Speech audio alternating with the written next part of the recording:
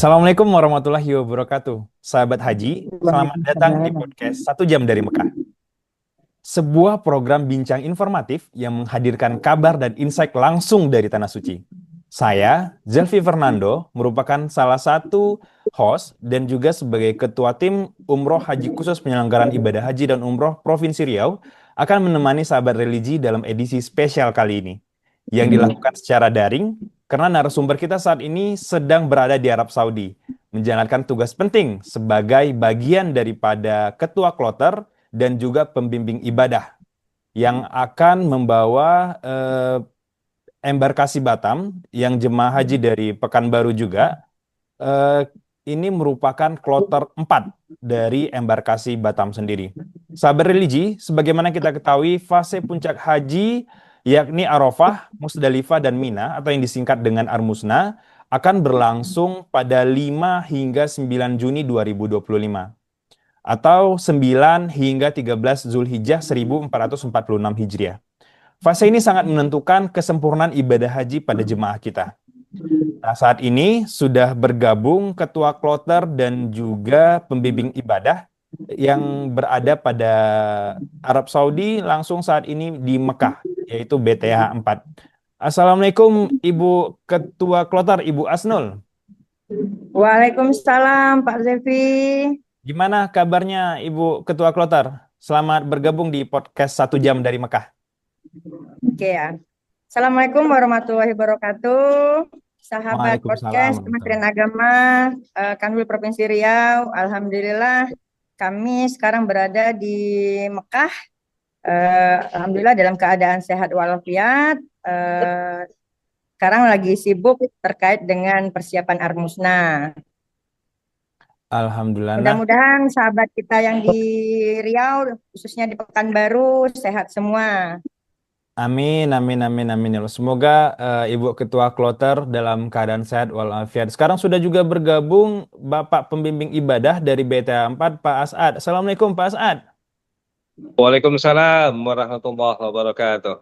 Gimana kabarnya, Pak? Sehat dalam kondisi sehat walafiat petugas haji kita? Apa ada sakit atau Alhamdulillah, bagaimana? ya. Alhamdulillah, semua petugas kita kondisi sekarang alhamdulillah dalam keadaan sehat.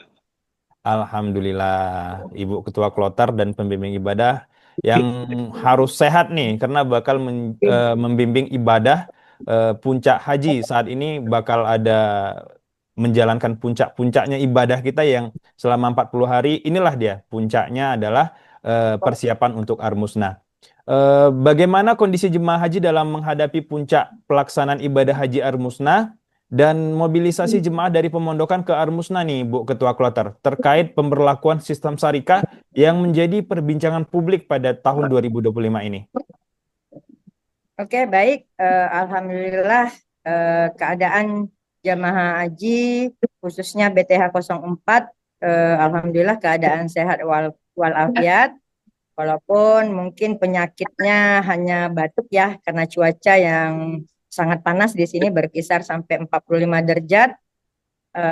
Tapi insya Allah jamaah kita siap untuk berangkat menuju Armusna nantinya. Insya Allah terkait keberangkatan ke Armusna, yang awalnya keberangkatan kita ini untuk keberangkatan awal dari tanah air itu berbasis kloter. Sampai di Madinah juga masih dalam berbasis kloter. Nah, ketika pendorongan ke Mekah berbasis syarikat. Nah, terjadi sedikit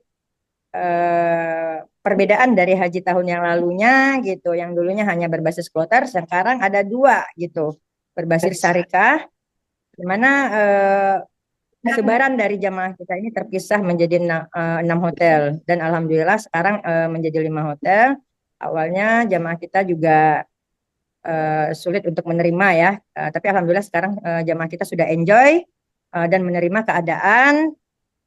Kemudian sekarang jamaah haji kita lagi persiapan untuk pelaksanaan ke Armusna, terutama dengan barang bawaan yang harus dibawa, kemudian persiapan-persiapan lainnya. Kemudian terkait dengan pendorongan ke Armusna, insya Allah berbasis syarikat, kebetulan kita ini termasuk ke maktab atau markas 67. Konfirmasi dari pihak syarikat untuk maktab 67 akan disediakan 20 bus nantinya untuk pendorongan ke Armusna. Nah, dari 20 itu ada beberapa kloter yang tergabung di dalamnya. Nanti ada 3 siklus untuk pendorongannya gitu.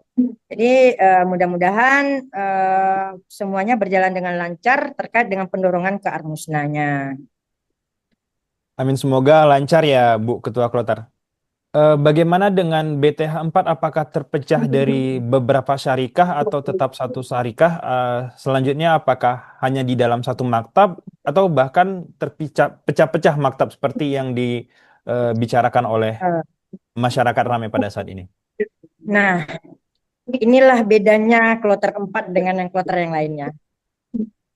Kita kebetulan kloter 4 ini terpecah menjadi 4 syarikah, yaitu syarikah 61, 63, 66, 67, dan 68.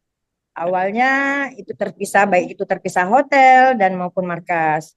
Seiring dengan berjalannya waktu, alhamdulillah kita bisa menggabungkan yang terpisah suami istri dan pendamping atau mahram dan pendamping, alhamdulillah sudah bisa kita satukan kembali gitu. Terkait dengan keberangkatan juga sudah alhamdulillah tadi malam finishing dari data, alhamdulillah jemaah kita berangkat sesuai dengan permintaan atau penggabungan dari permintaan jamaah. Alhamdulillah. Berkaitan dengan penggabungan jemaah pada Saudi Arabia di Mekah, itu terdapat bahkan mahram yang terpecah di dalam satu kloter sendiri. Nah, itu alhamdulillah sudah dimitigasi oleh pemerintah kita, yang berbeda mahram, yang satu mahram berbeda syarikah sudah bisa digabungkan di saat berada di Mekah. Bagaimana tindak lanjutnya pada saat di Armus? Insya Allah saat Armusna sudah bergabung juga Pak Zepti. Sudah bergabung, makanya terkait manifest Armusna namanya. Nah, itu berbentuk kafilah gitu. Sudah keluar dan alhamdulillah yang terpisah dari mahram dan pendamping sudah tergabung dan bisa berangkat bersama untuk menuju Armusna. Berkaitan dengan jemaah haji yang dalam kategori risti, yang tidak memiliki pendamping ataupun memiliki pendamping, bagaimana tindak lanjut dari pemerintah kita atau mitigasi kita berkaitan dengan hal tersebut, Ibu Ketua? Terkait jemaah risti, intimidasi dari pemerintah kita dan juga Dinas Kesehatan, Kementerian Kesehatan untuk melaksanakan ngurur. Jadi beberapa hari, seminggu yang lalu kita sudah mendata jemaah risti yang dan juga berkebutuhan khusus disabilitas untuk didaftarkan murur gitu. Jadi terkait murur, nanti ada yang ada pendamping sekaligus didaftarkan, kemudian yang tidak ada pendamping, insya Allah tim medis kita akan mendampingi dan juga tim medis dari sektor juga akan mendampingi. Berarti tim resti, jemaah haji yang resti dan juga pendampingnya juga ikut murur. Iya, Oke, berarti tim pendamping resti kita akan didampingi dengan jemaah yang resti tersebut ya, Bu Ketua ya? iya. Sejauh ini yang kita data yang masuk itu tidak semua pendamping yang resti itu pakai pendamping, terkecuali jamaah kita ini yang berkebutuhan khusus yang menggunakan kursi roda. Nah, itu pendampingnya ada gitu, ikut serta di dalam mururnya.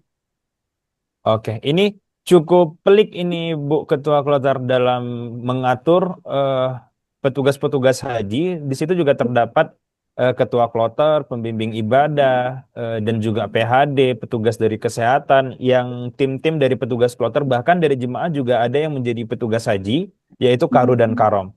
Nah, bagaimana cara Ibu Ketua Kloter dalam membagi tugas dan fungsi dari masing-masing job desk yang telah dibebankan kepada Bapak Ibu? Bagaimana Ibu Ketua? Kalau terkait ini terkait murur ya Pak Jepri. Persiapan armusnanya pembagian tim dari ketua kloter dan Bagian tim. tim. Masing-masing ketua karom itu mendata jamaah yang ikut ngurur. Dan juga kita berharap kepada jamaah haji yang ada notabene sebagai dokter atau orang kesehatan ikut juga membantu terkait dengan jamaah-jamaah kita untuk mendampingi jamaah-jamaah kita. Insya Allah mereka karu karom, terutama karom, beliau yang lebih tahu dengan jamaahnya gitu, keadaan jamaahnya, dan insya Allah mereka siap untuk membantu jemaah-jemaah lainnya.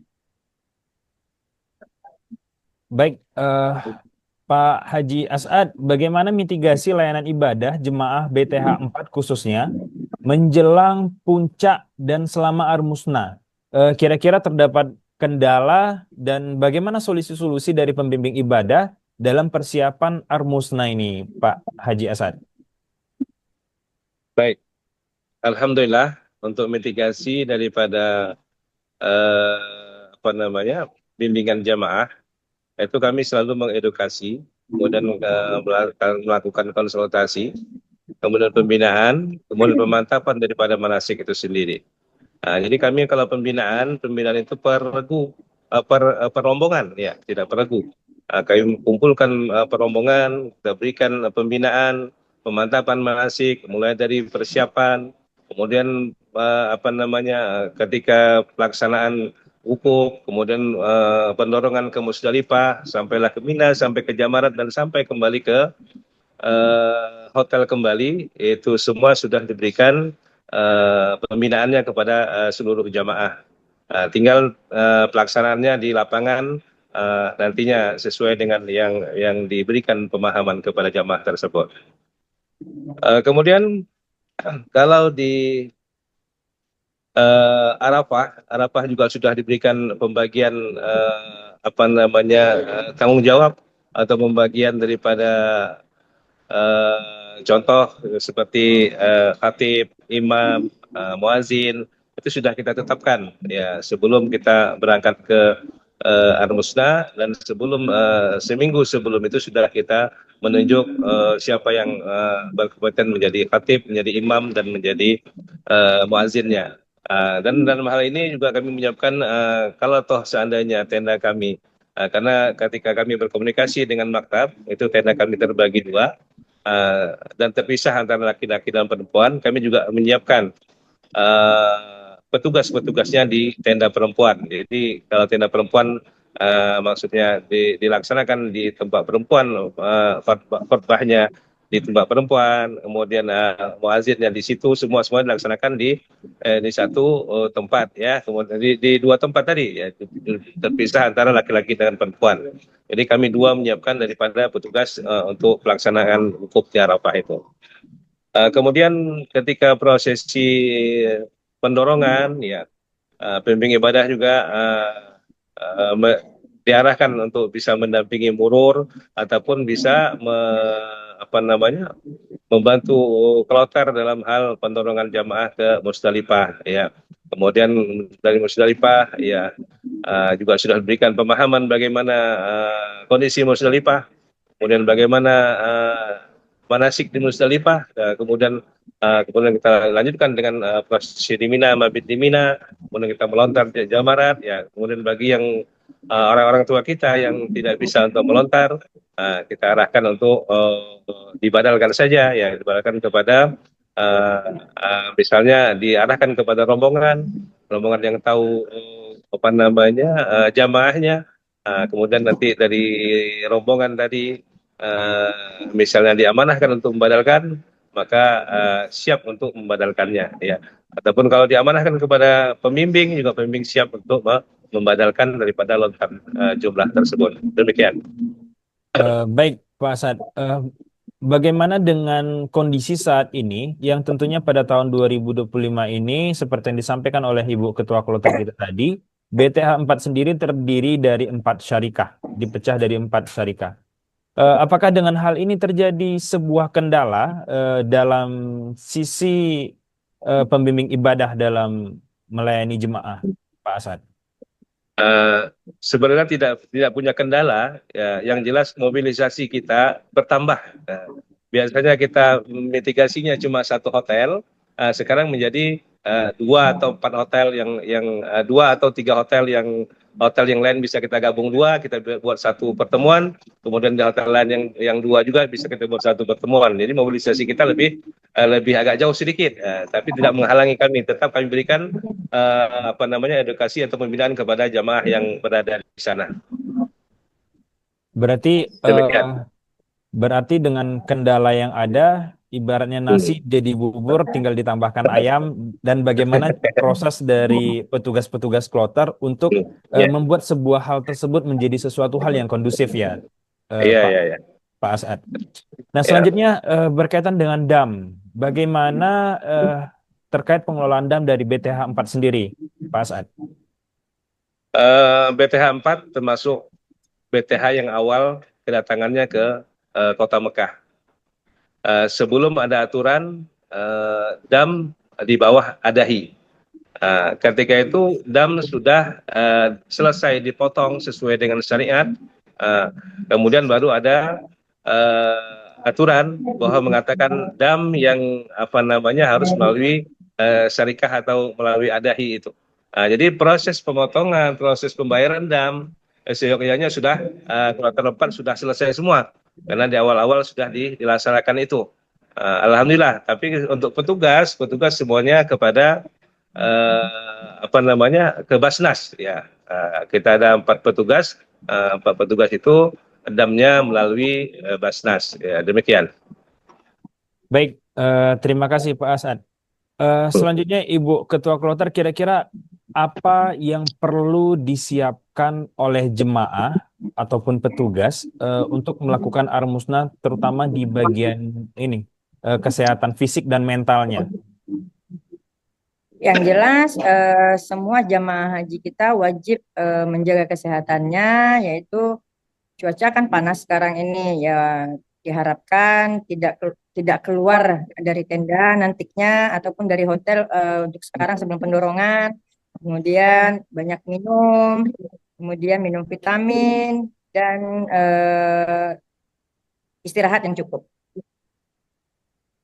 Baik, untuk persiapan mental dan juga spiritual, kira-kira apa yang perlu dipersiapkan ini Pak Asad untuk jemaah haji dan juga petugas? Ya, secara mental spiritual ketika kita pembinaan sudah kita berikan pemahaman kepada jamaah.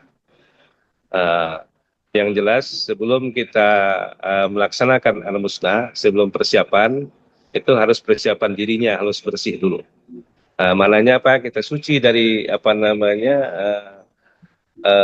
dari sifat-sifat yang merusak daripada haji tersebut. Ya, kemudian sholat tobatnya diperbanyak, barulah kita melakukan hal-hal yang melaksanakan daripada rangkaian rukun-rukun daripada haji tersebut. Ya, demikian. Baik, Pak Asad. Ibu Ketua Kloter, berkaitan dengan Armusna, tentu terdapat barang-barang bawaan, obat-obatan yang perlu dipersiapkan oleh jemaah haji. Nah, melihat kondisi yang sudah disurvei oleh petugas haji, kira-kira bagaimana kondisi Arafah Musdalifah Mina saat ini, dan kira-kira apa yang perlu diantisipasi oleh jemaah haji, dan barang bawaan apa yang kira-kira boleh dibawa ataupun tidak boleh dibawa untuk persiapan Armusna ini, Ibu Ketua? Oke, baik. Terkait barang bawaan yang dibawa di saat Armusna, kita kan dari tanah air sudah dibekali dengan tasnya ranselnya Armusna. Kemudian terkait obat-obatan juga di tanah air kita juga sudah mengingatkan obat-obat yang bersifatnya pribadi, jamaah wajib membawanya. Nah, untuk terkait obat yang disediakan oleh tim kesehatan kita di sini, itu hanya obat-obat biasa saja gitu, tidak obat khusus gitu. Jadi kami berharap kepada jamaah terkait obat-obat yang bersifat khusus, jamaah wajib menyiapkannya sendiri gitu. Kemudian terkait nanti di Arafah, Musdalifah, ini situasi keadaan suhu atau cuaca pada saat ini nantinya berkisar sampai 50 derajat. Diharapkan nantinya jamaah tidak keluar tenda, itu sudah juga ada edarannya dari pemerintah Arab Saudi dan juga pemerintah kita, tetap berada di dalam tenda agar tidak terjadinya dehidrasi nantinya. Baik. Eh, Terkait manasik dan bimbingan Pak As'ad, eh, amalan utama apa saja yang harus disiapkan atau yang harus diamalkan oleh jemaah haji ketika puncak haji di Arafah, Musdalifah, Mina? Baik. Eh, Setelah kami pemantapan manasik kemarin terakhir manasiknya dengan Pak Kanwil kita, eh, itu amalan-amalan yang terbaik itu tentu kalau di Arafah ya doa-doanya ya. Zikir, doa yang penting yang harus kita lantunkan di Arafah itu ya. Kemudian ketika apa namanya juga muhasabah diri. Ya, ya, kemudian ketika di Musdalifah ya kita tilas bagaimana Nabi ketika menyiapkan amunisi ya ketika mau nantinya di Mina di Jawa Barat untuk melempar syaitan itu pada gosilnya kan gitu. Pada hakikatnya melempar daripada hawa nafsu dia. Itu yang terpenting. Saya rasa itu. Baik, Ibu Ketua Kloter, berkaitan dengan yang disampaikan oleh Pak Pembimbing tadi, tentu di Armusna itu kita akan ada perpindahan tempat antara Arafah ke Musdalifah, dari Musdalifah ke Mina. Bagaimana cara Ibu Ketua Kloter dalam membimbing jemaahnya agar pelaksanaan ini berjalan dengan lancar? Kita kan punya tim nih, ada Karom dan ada Karu. Nah, kita bekerja sama dan berkomunikasi dengan Karu Karomnya terkait dengan pendorongan nantinya ke Musdalifah. Dari Arafah ke Musdalifah dan Musdalifah ke Mina. Nah, yang untuk Murur, alhamdulillah Murur kita berjumlah 112 orang. Nantinya ada bersama dengan pendamping dan juga tim dokter, uh, hanya melintas saja di Musdalifah, langsung menuju ke tenda Mina. Insya Allah kita sudah berkoordinasi dan berkomunikasi dengan karu-karumnya. Eh, Menurut Ibu Ketua Kloter, seberapa penting menjaga kedisiplinan waktu dan mengikuti instruksi saat fase Armusna? Ya, tentu Pak, kedisiplinan itu yang paling utama ya Pak. Yang namanya kita kita di negara orang lain gitu, kita harus ikut aturan yang dibuat oleh Saudi gitu. Jadi kalau memang aturannya jam sekian berangkatnya, kita harus tepat jam. Nanti kendalanya ya otomatis merugikan kita gitu. Bisa jadi terjadinya kemacetan atau bagaimana hal-hal yang buruk yang terjadi nantinya. Baik, Eh, Pak Haji As'ad, apa potensi resiko atau tantangan utama selama Armusna yang akan dihadapi oleh jemaah haji dan petugas haji pada saat puncak haji, Pak As'ad? Kalau tantangan, saya rasa tantangan pada pendorongan orang. Kalau secara ibadah itu tidak ada tantangan sebenarnya. Tinggal apa namanya menambah ilmu, menguasai diri, ya kan gitu. Kemudian tantangan yang terbesar itu adalah pendorong orang dari Musdalifah ke Mina, dari Arafah ke Musdalifah, Musdalifah ke Mina. Yang posisi pendorongan itu yang biasanya yang karodit ada di Musdalifah itu. Kenapa dia apa namanya menjadi karodit di situ? Karena transportasinya sudah berkurang dari yang banyak menjadi ya sedikit. Yang konteks yang tanda dudi itu ya itu akan menjadi masalah dalam hal pendorongan orangnya. Kalau di situnya nanti tertib, insya Allah pendorongan orangnya juga akan tertib dan sampai di Minanya akan tidak memakan waktu yang sampai kepada siang. Insya Allah kalau itu dapat diatasi dengan baik nantinya, uh, maka itu insya Allah proses hajinya akan berjalan dengan lancar. Kemudian satu sisi kalau melontar kan ada apa namanya bisa dibadalkan kalau yang bagi yang Jamnya. tidak mampu, ya kan begitu. Saya rasa itu yang terberat dalam proses ibadah haji itu adalah pendorongan orangnya, ya itu yang saya rasa. Ya demikian. Baik, Ibu Ketua Kloter, ini tentu kita lihat haji ini bukan hanya Pekanbaru, bukan hanya Riau, bukan hanya Indonesia, tapi di sini terdapat seluruh jemaah haji dunia, hampir seluruh dunia yang masyarakatnya Muslim melaksanakan ibadah haji pada puncak haji ini. Seluruh masyarakat itu berada di puncak haji. Ketika di Arafah, seluruhnya berada di Arafah, tidak ada yang langsung ke Mina. Ketika di Musdalifah, hampir semuanya berada di Musdalifah. Ketika di Mina, hampir seluruhnya juga berada di Mina bagi orang-orang yang akan melaksanakan ibadah haji. Nah, kira-kira di kerumunan yang sangat ramai tersebut, bagaimana cara atau nasihat-nasihat dari ketua kloter ataupun pembimbing ibadah dalam menjaga diri di tengah keramaian dan di tengah panasnya cuaca Arafah yang sampai 50 derajat tersebut, bagaimana kira-kira hal-hal yang harus dihindari, yang harus dilakukan oleh jemaah haji, Ibu Ketua Kloter? Oke, ini juga terkait dengan edaran yang dikeluarkan oleh pemerintah kita bahwa cuaca nantinya di Arafah, Musdalifah dan di Mina itu mencapai 50 derajat. Nah, pemerintah kita dan juga Arab Saudi mengingatkan kepada seluruh jamaah untuk tetap berada di tenda selama prosesi wukuf, untuk tetap berada di dalam tenda gitu. Nah, dan diharapkan juga bagi jamaah yang ingin keluar dari tenda mengingat gitu tanda tenda yang sudah kita berikan nantinya gitu agar tidak nyasar, dan ini juga diharapkan untuk keluarnya itu tidak sendiri-sendiri, berteman gitu agar nanti kalau ini bisa ada temannya gitu. Baik, bagaimana dari sisi pembimbing ibadahnya di tengah keramaian yang sangat ramai dan kondisinya juga sangat panas ini, Pak pembimbing ibadah?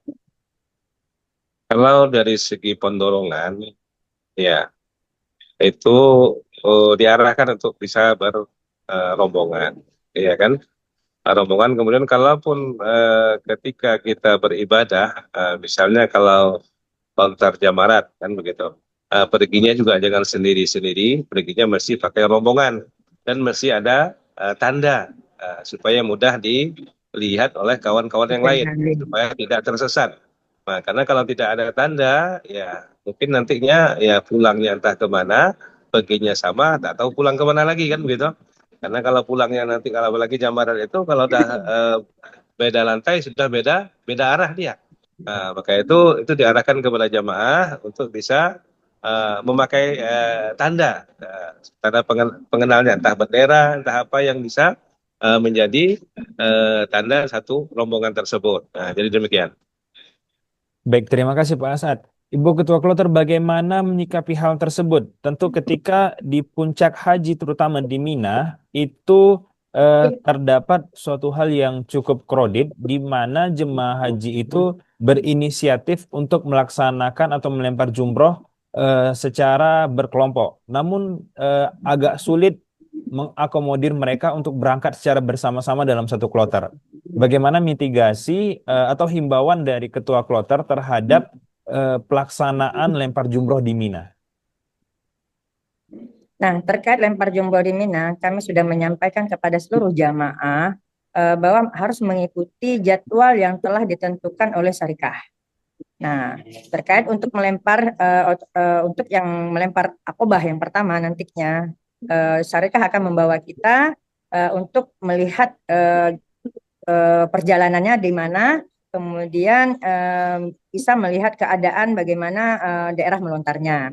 Dan untuk yang selanjutnya, jamaah Pekanbaru ini pintar-pintar semua nih Pak Zepri. Sekali ditunjukkan, insya Allah mereka dia bisa pergi sendiri gitu nantinya dengan cara berombongan.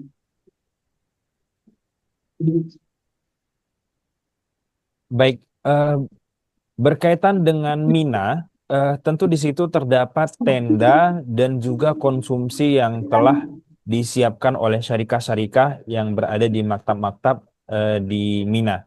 Eh, Bagaimana persiapan, terutama persiapan dari Saudinya sendiri, berkaitan dengan hal tersebut? Apakah tendanya sudah layak, apa sudah terpasang, apakah konsumsinya bakal ditanggung oleh pemerintah, atau jemaah haji harus membeli makanan sendiri?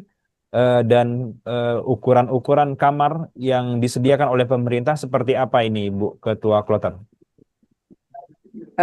Kebetulan nih Pak Zefri, kami dari BTH 04 Markas 67 kita belum di bawah survei oleh pihak Sarekahnya. Informasi yang kita terima bahwa nanti terkait tendanya antara laki-laki dan perempuan itu terpisah. Nah, kapasitasnya itu satu tenda itu bisa mencapai 260 orang per tendanya. Nah, terkait untuk konsumsi, insya Allah pemerintah kita dan juga melalui Sarekah akan menyiapkan konsumsi untuk jamaah-jamaah kita selama di Arafah dan Mina.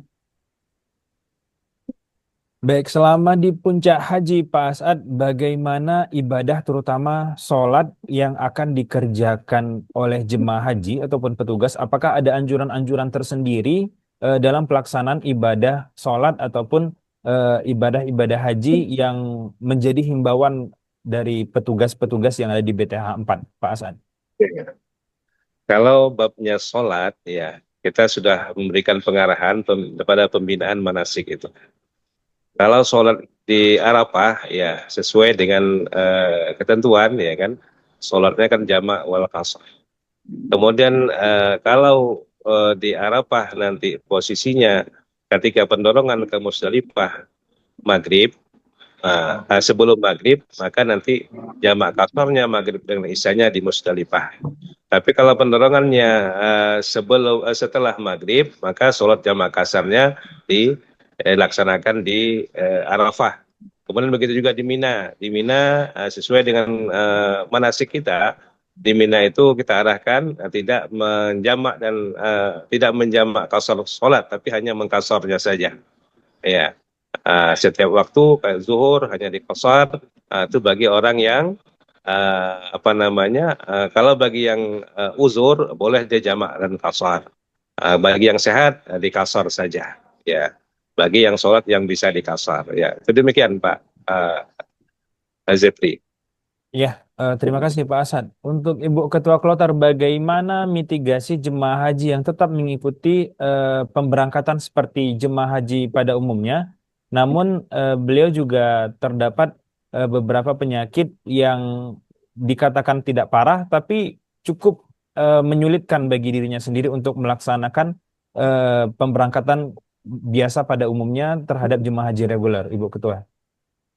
Oke, sebelum kita berangkat gitu, itu kita ada edukasi kesehatan dan juga pemeriksaan kesehatan oleh tim medis kita.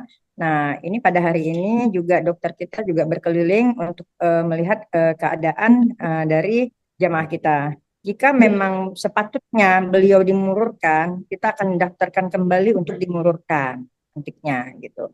Dan jika memang keadaannya bisa dipantau gitu, insya Allah tim dari kesehatan akan selalu memantau bagaimana perkembangan kesehatan dari jamaah kita nantinya.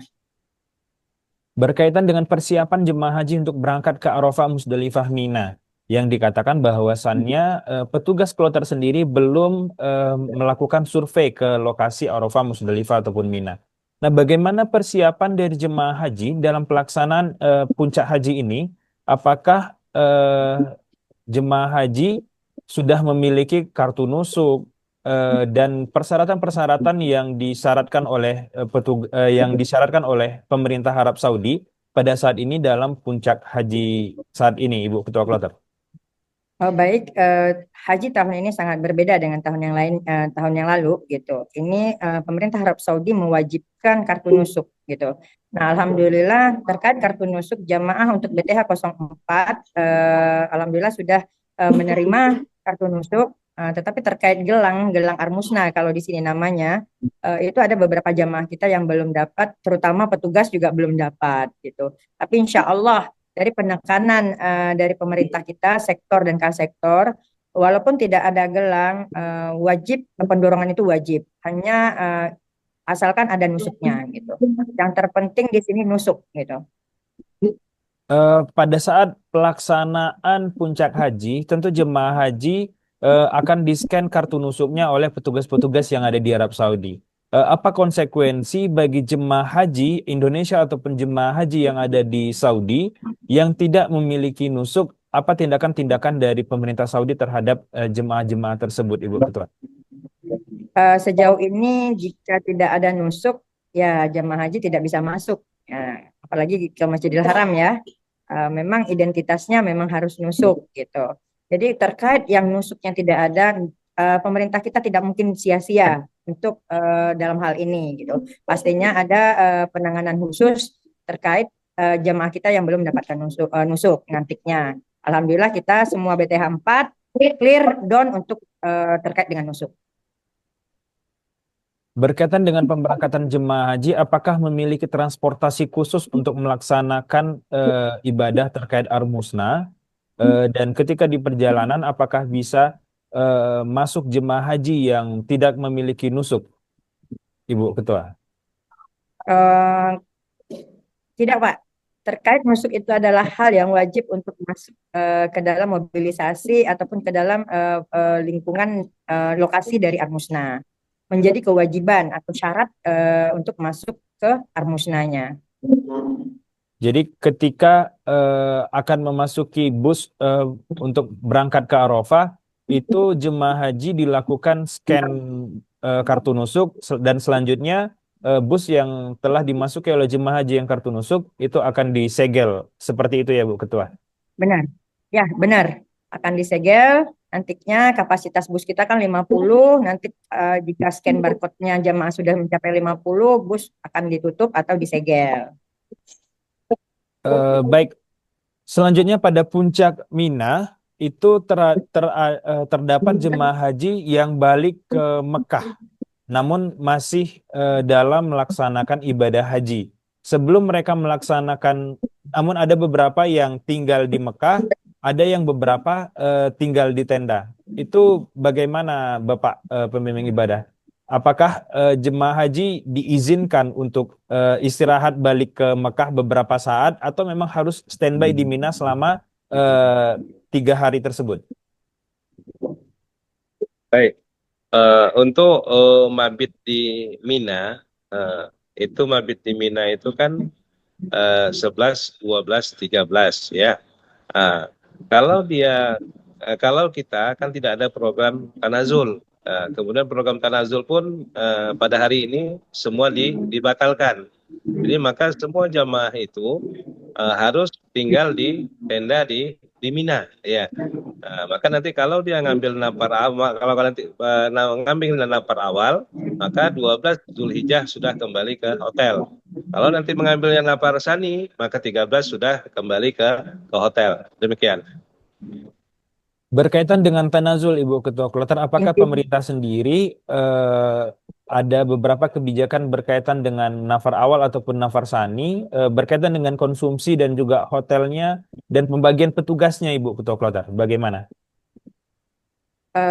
Terkait tanazul itu sudah ada edarannya, itu ditiadakan untuk tanazul. Kami sudah menghimbau bahwa untuk khususnya di BTH 04 itu tidak ada tanazul sebelum ditiadakannya tanazul.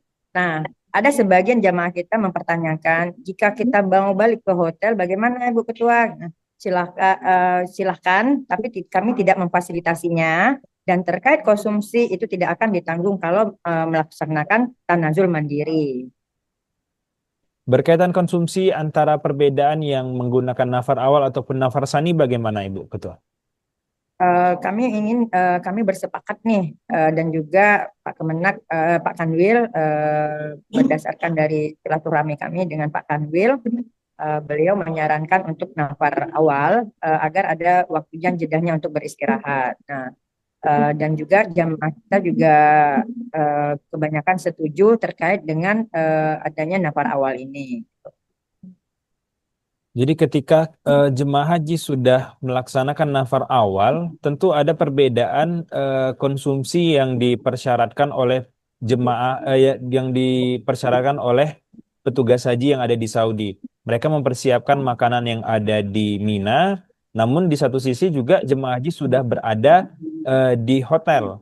Nah, bagaimana konsumsi jemaah haji yang melaksanakan nafar awal dan bagaimana konsumsi yang dilaksanakan oleh jemaah haji yang menggunakan nafar sani, Ibu Ketua Kloter? Nah, intinya kita berkoordinasi dengan Sarekahnya, Pak Jeffrey. Sarekah juga menanyakan kepada kita, ini nanti mau nafar awal atau nafar sani. Ini terkait dengan koordinasinya kita nantinya dan komunikasi kita dengan Sarekahnya. Oke, terima kasih Ibu Ketua Kloter dan juga Pak As'ad. Dimohon perkenannya untuk memberikan closing statement dari Ibu Ketua Kloter terlebih dahulu. Pada Ibu Ketua Kloter. Baik, saya berharap haji tahun ini walaupun dengan banyaknya dilema tetap berjalan dengan lancar dan sukses, dan diharapkan kepada jamaah harap bersabar dan ikhlas dalam menjalankan ibadah. Semoga mendapatkan haji yang mabrur sampai ke tanah air nantinya. Terima kasih Ibu Ketua Kloter. Selanjutnya closing statement-nya Pak. Himbauan-himbauan ataupun suatu hal yang harus diketahui oleh jemaah haji pada puncak haji pada tahun 2025 ini. Himbauannya, laksanakanlah seluruh rangkaian ibadah sesuai dengan manasik yang kita pelajari. Kemudian dengan syarat sabar, ikhlas, kemudian dengan sabar ikhlas itu, maka insya Allah kita akan mendapatkan haji yang mabrur. Demikian. Amin. Amin, amin, amin ya Allah. Terima kasih Bapak pembimbing ibadah dan terima kasih Ibu Ketua Kloter. Semoga apa yang kita perbincangkan pada hari ini bisa menjadi himbauan-himbauan dan masukan-masukan kepada jemaah haji, tentunya pada sahabat-sahabat religi yang menonton video kita pada siang hari ini. Terima kasih. Kita tutup dengan doa kafaratul majelis. Subhanakallahumma wa bihamdika asyhadu an la ilaha illa anta astaghfiruka wa atubu ilaik. Terima kasih Ibu Ketua Kloter sekali lagi. Terima kasih Bapak pembimbing ibadah. Mohon pamit. Terima kasih. Selamat menjalankan ibadah haji. Semoga menjadi haji yang mabrur. Amin, amin, amin. Amin. Amin, amin ya Allah. Baik, berikutlah kegiatan kita pada siang hari ini. Kita tutup kegiatan ini. Assalamualaikum warahmatullahi wabarakatuh. Waalaikumsalam Waalaikumsalam warahmatullahi wabarakatuh.